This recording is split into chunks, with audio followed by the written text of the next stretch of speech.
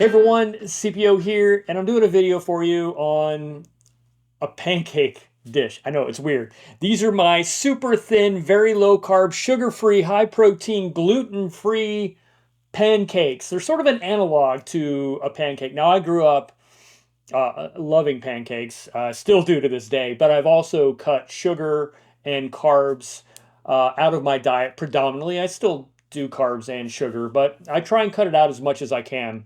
Some people like the big, fat, fluffy pancakes. I always like the super thin ones, so this one really resonates with me. This recipe is only 3 ingredients, and technically only two if you cut out the sugar substitute. So you don't have to put that in there. I use allulose, and I also use a sugar-free syrup. So, yeah, let's talk about this. I've stolen this recipe. I found it from somewhere else, and I've sort of modified it to fit my needs, and I simplified it a bit. So I turned it into a 1-1-1 recipe. It's 1 egg, 1 ounce of cream cheese, 1 teaspoon of allulose. And so that's easy for me to remember, easy for me to make, easy for me to repeat. Tastes great. I'm doing a 2 egg serving, which means I'm going to do 2 ounces of Philadelphia plain cream cheese. I like to take a piece of saran wrap, put it on my little scale, and then just put cream cheese on until I hit 2 ounces. And then that makes it low mess and easy to dump into the bowl. So I'm going to blend this with a NutriBullet. And so I'm putting it into the NutriBullet container. And then I'm going to add my 2 eggs into said container.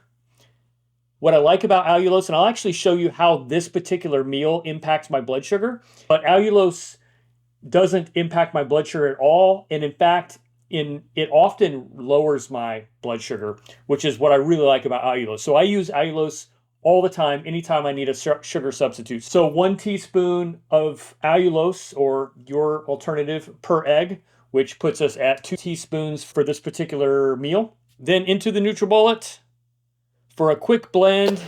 And you can thicken this up if you choose to. Again, there are a lot of different ways to make a similar style recipe. You could add almond flour or coconut flour and make it a more traditional pancake. But the way this is, it's just basically egg and cream cheese. And with this ratio is nice and thin. And I like that. I'm going to cook it on the Blackstone griddle. So let's go do that.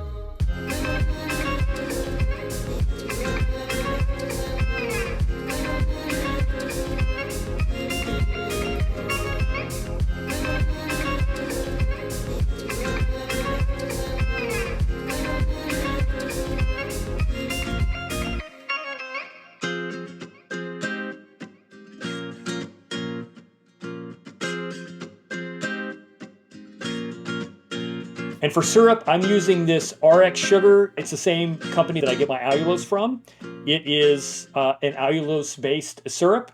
It tastes really good, a little thin, but tastes just like maple syrup. And yeah, sugar-free. So I'm going to scarf this down. It is noon right now. As a matter of fact, the reason I'm having this as my lunch is because my blood sugar is kind of high today. I woke up with high blood sugar, and it's been consistently high through the morning.